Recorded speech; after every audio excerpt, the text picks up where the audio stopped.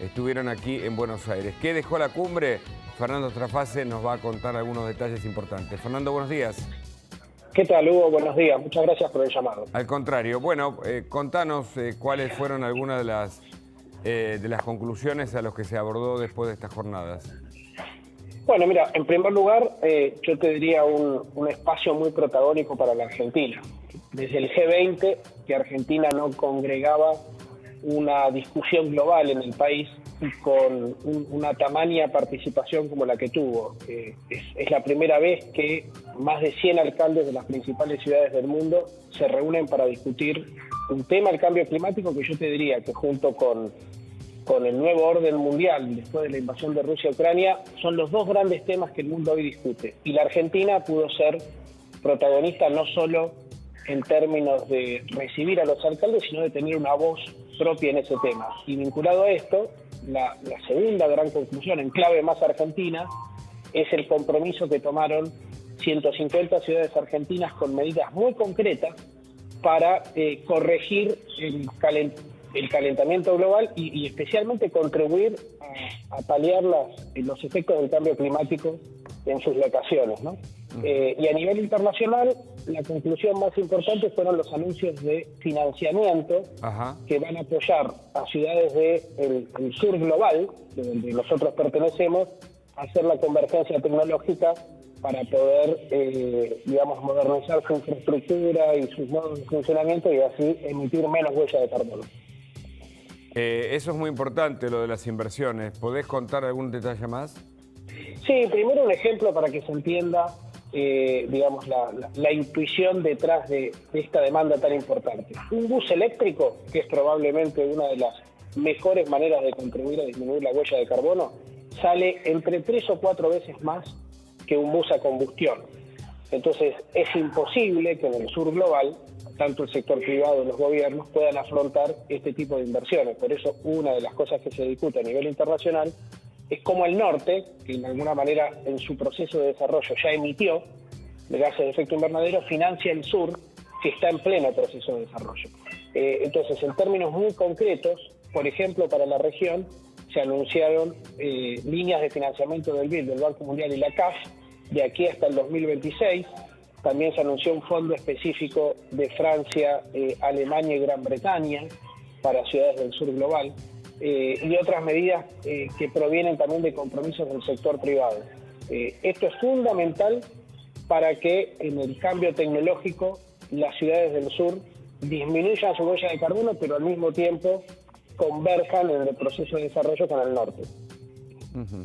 Interesantísimo, ¿eh? ¿Países del norte ya tienen bus eléctricos? Sí, te diría que en Europa no solo el sistema público está muy orientado hacia la movilidad eléctrica o híbrida, sino que cada vez más van avanzando las flotas de autos eléctricos. Entonces, una de las discusiones que dio el alcalde de Medellín, por ejemplo, fue cómo el sur no termina recibiendo el descarte de las flotas de autos y de buses que el norte va dejando, porque nos va a generar un tamaño de problema. Ellos, por ejemplo, él firmó, el alcalde de Medellín, mientras estaba en Buenos Aires, una especie de decreto, una regulación en Medellín, a partir de la cual en 2035 ya no se van a permitir los autos a combustión. Claro. Esto supone toda una trayectoria de trabajo, no solo para que haya autos disponibles, sino estaciones de carga, generación de energía. No es solamente desear que pase, sino hacen falta inversiones, ¿no? ¿Y qué otro elemento, así a grosso modo, fue tratado respecto del cambio climático? La forma, el diseño, los espacios verdes. ¿Qué otro elemento es clave para esta transformación? Claro, está muy bien lo que planteas. Uno de los grandes temas que hay hoy en discusión en las ciudades, en el mundo, es cómo el diseño urbano, disminuye la huella de carbono. Y para eso hay una suerte de concepto, que es la ciudad 15 minutos, que trata de que nosotros las personas tengamos en un radio cercano a nuestra casa la mayor parte de las locaciones que hacen a nuestra vida: trabajar, estudiar, esparcirnos, comerciar. Por eso las ciudades en el mundo ahora tratan de volverse más policéntricas. Policéntricas quiere decir, Hugo, que tienen varios centros. Nosotros crecimos toda la vida con el concepto de que vivías, vamos a poner un ejemplo, en Devoto, cerca de la General Paz, y trabajabas en el centro. Entonces todos los días hacías de Devoto al centro, del centro a Devoto. Bueno, hoy las ciudades se están diseñando de una manera que tengan varios centros y vos te tengas que trasladar menos, entonces puedas hacerlo o caminando, o usando, por ejemplo, tu bicicleta, o usando el transporte público. Por eso es tan importante también en el diseño urbano la construcción y expansión de bicisendas, porque pensá que cada persona que se sube a una bicicleta es un auto menos, ¿no? Está bien eso, está bien. Lo que pasa es que esto todavía es un proyecto a largo plazo. Dijiste el ejemplo concreto. Yo vivo en Devoto y no estoy en el centro, pero casi que dos veces durante el día me traslado a esta zona. Estamos en el Abasto, pero a otra zona también, cercano, Palermo, para ir a mis lugares de trabajo. Y si bien tardo media hora, ¿no? O sea, básicamente, ¿no? Depende en qué me muevo. En bicicleta, media hora, en moto, en auto, un poco menos tal vez. Pero ese es el problema de que en Devoto no están los medios, por ejemplo, de comunicación. Es cierto que el gobierno porteño ha descentralizado algunos edificios, pero todavía permanecen están casi todos por aquí, ¿no?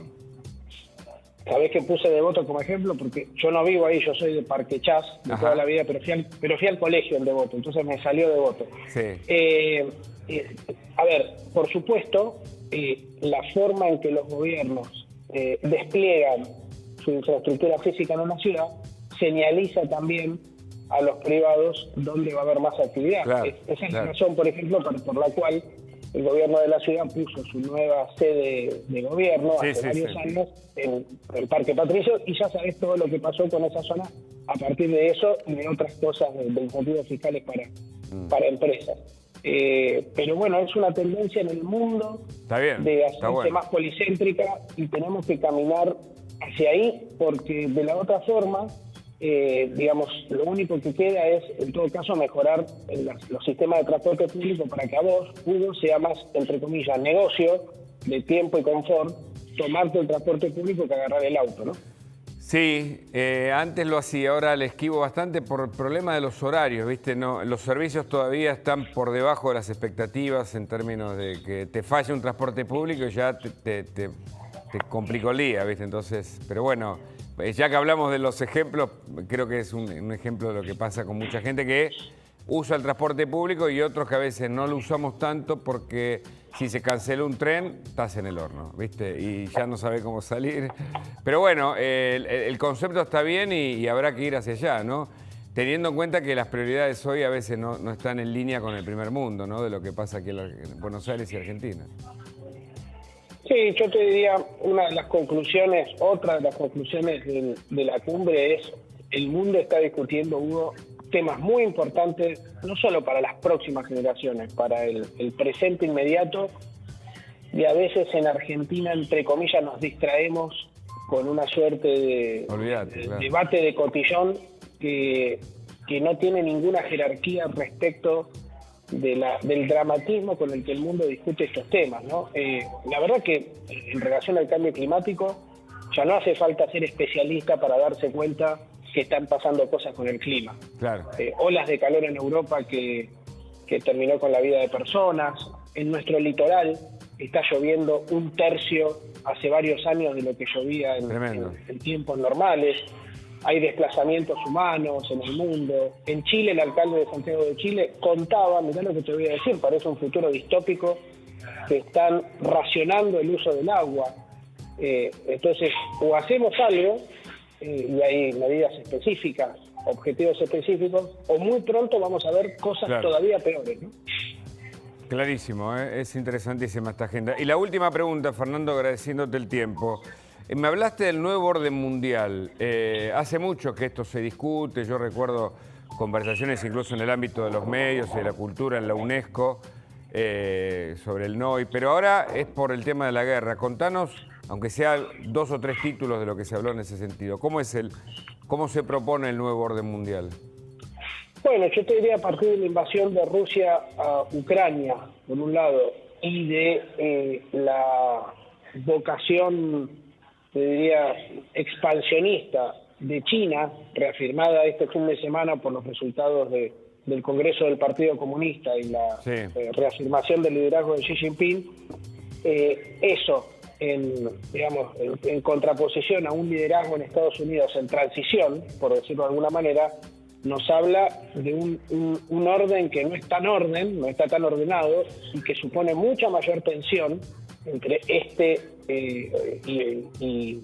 y Asia, entre Occidente y Asia, y una división, si querés, más estricta entre países que quedan de un lado y países que quedan del otro. Impresionante, Eso, sumado, y aprovecho la visita del argentino Rafael Grossi la semana pasada aquí en Buenos Aires, a una tensión nuclear como nunca había desde la Guerra Fría. Entonces, es muy triste esto que estoy contando. Al mismo tiempo, Oriente versus Occidente, ¿no? Oriente versus Occidente, exactamente. Impresionante, Es muy triste esto que estoy contando. Al mismo tiempo, paradójicamente, le abre a Argentina la oportunidad, si pudiéramos hacer las cosas bien, de ser proveedor confiable para Occidente de al menos dos cosas que Occidente necesita: alimentos y energía. Claro. Entonces, por supuesto, es muy triste lo que está pasando con la guerra, pero para Argentina tiene que tener una lectura estratégica de eso también, ¿no? Correcto. Fernando, un gusto, la verdad que interesantísimo. Muchas gracias. Bueno, que tenga buen día, gracias. Hasta luego. Bueno, Belén, información económica.